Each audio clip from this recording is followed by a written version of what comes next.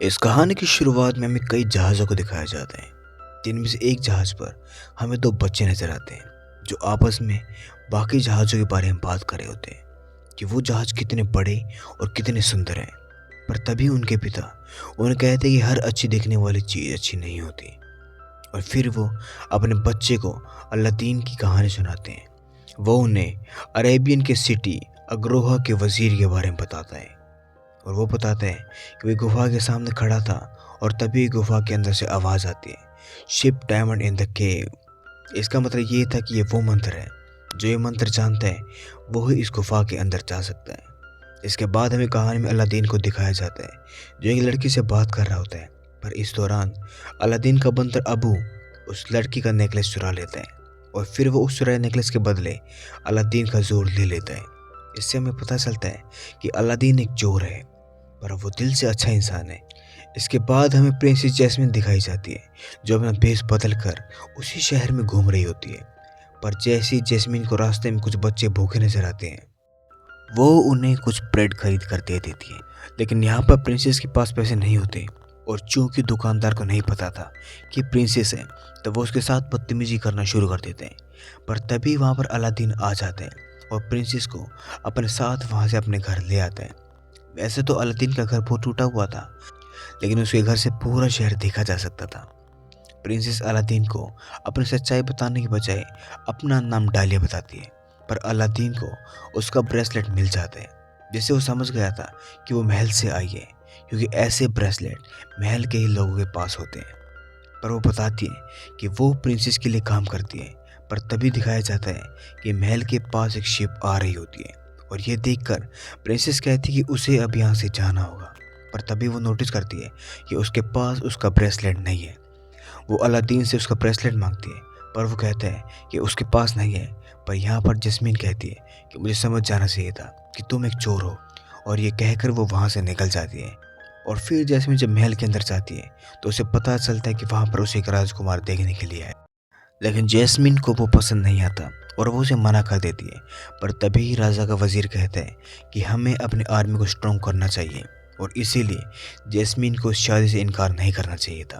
और इस तरह वजीर राजा को अपने वश में कर लेते हैं, और राजा को एक राज्य के ऊपर हमला करने के लिए कहते हैं। पर तभी जैस्मिन वहाँ पर आ जाती है, और अपने पिता को उस राज्य पर हमला करने से मना कर देती है। वो कहती है कि वो मेरी माँ का राज्य है। और तभी राजा वजीर के वश से बाहर आ जाता है। दरअसल वजीर एक जादूगर होते हैं, और इसके बाद राजा कहते हैं कि वो हमला नहीं करेंगे। पर वहीं पर हमें अलादीन को दिखाया जाते हैं, जो चोरी छुपे महल में घुस जाते हैं। लेकिन तभी वजीर का तोता उसे देख लेता है, और वो कहता है, डायमंड इन द केव। दरअसल अलादीन यहाँ पर प्रिंसेस को उसका ब्रेसलेट देने के लिए आया था, और वो जैस्मिन को ब्रेसलेट दे देता है, और वो उसे कहते हैं कि वो कल फिर आएगा और वो उसे वोक पर लेके जाएगा।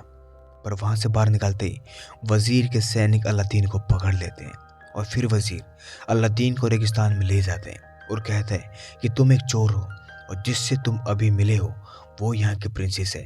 मैं भी कभी तुम्हारी तरह चोर होता था, लेकिन अब मेरी किस्मत बदल गई है। अगर तुम चाहो तो तुम्हारी भी किस्मत बदल सकती है, और उसके लिए तुम्हें मेरा एक काम करना होगा। तुम्हें गुफा के अंदर जाना होगा, और वहाँ पर रखे एक चिराग को लाना होगा। इस तरह गुफा में और भी कीमती चीज़ें हैं, पर तुम्हें उनमें से कोई नहीं छूनी, और ना ही उन्हें वहाँ से बाहर लाना है, वरना तुम हमेशा के लिए गुफा के अंदर रह जाओगे। अलादीन उसकी बात मान जाते हैं, और फिर अबू के साथ वो उस गुफा के अंदर चला जाता है। उस गुफा में उसे बहुत सारे सोने हीरे जवाहरात दिखाई देते हैं। साथ ही उसे वहाँ पर जादुई कारपेट भी नजर आते हैं, और जो अलादीन को कहते हैं कि मुझे यहाँ से बाहर निकालो। अलादीन उसे बाहर निकाल देते हैं, और तभी वो चिराग भी नजर आते हैं, जो कि एक चट्टान पर रखा हुआ था, और वो उसे लेने के लिए ऊपर जा ही रहा था। इसी बीच अब्बू को एक लाल कोहिनूर नजर आता है, और जैसे ही वो उसे उठाता है, वहाँ का लावा निकलने लगता है। और यहाँ पर अलादीन किसी तरह से वो चिराग वजीर को लेकर दे देता है। लेकिन अफसोस, वो चिराग को हाथ में लेते ही अलादीन को वापस गुफा में धकेल देता है। पर यहाँ पर अब्बू वजीर से उस चिराग को छीन लेते हैं, और वो जादुई कारपेट अलादीन को बचा लेते हैं। और फिर अलादीन देखता है कि वो चिराग थोड़ा गंदा हो गया है, इसीलिए वो जैसे उस पर हाथ रगड़ता है, तो उसके अंदर से एक जिन बाहर आता है, और अलादीन को कहता है कि वो उसकी 3 इच्छाएं पूरी करेगा।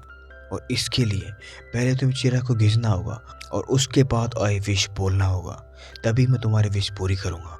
अब अलादीन कहता है कि सबसे पहले तो मुझे गुफा से बाहर निकालो, और तभी जिन उन दोनों को गुफा से बाहर निकाल देते हैं। पर अलादीन उस चिराग को घिसता नहीं है, जिसकी वजह से उसकी 3 की 3 विश बाकी रह जाती है।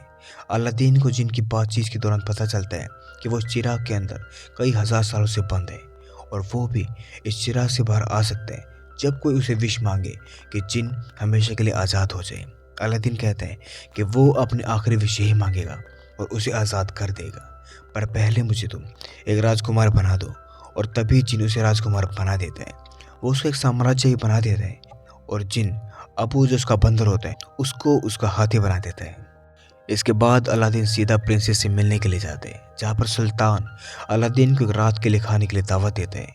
और यहाँ पर हम देखते हैं कि अलादीन के राजा बनने के बाद वो पूरी तरह से बदल जाता है, जिसकी वजह से उसे कोई भी पहचान नहीं पाता, और तो और रानी भी उसे पहचान नहीं पाती।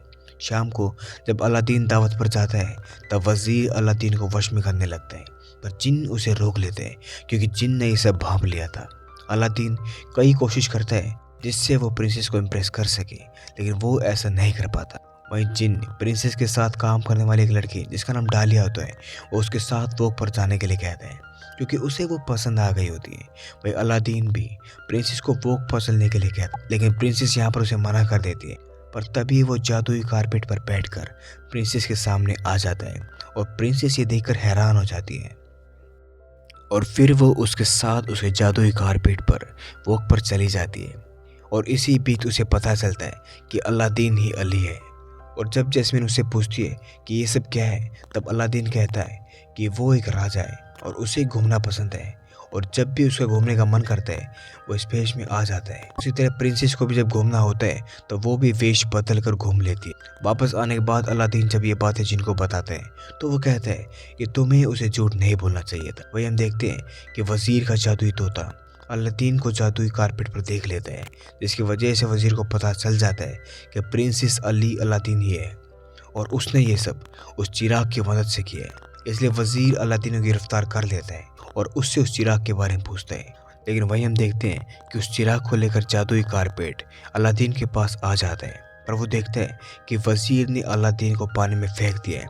इसलिए अबू चिराग को पानी में ही फेंक देता है, जिससे अलादीन की जान बच जाती है, और कहता है कि तुम्हारी दूसरी इच्छा भी पूरी हो गई है।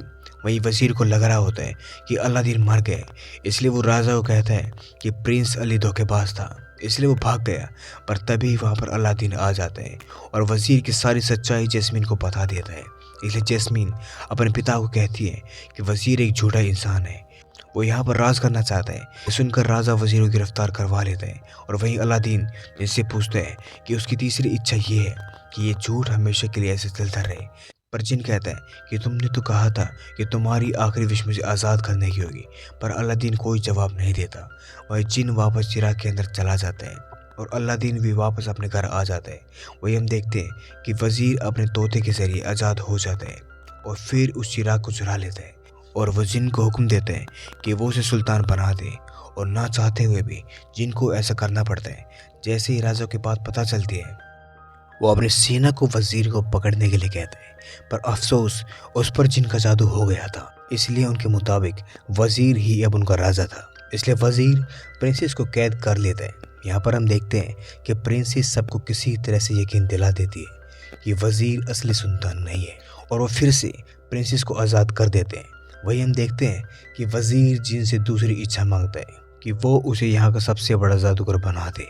और इस तरह जब सेना वजीर को पकड़ने के लिए आती है तो अपने जादू से उन सबको गायब कर देता। वहीं अलादीन को पता चल जाता है कि वजीर ने उसका चिराग चुरा लिया है, और वजीर सबको अलादीन की सच्चाई बता देता है कि वो एक चोर है।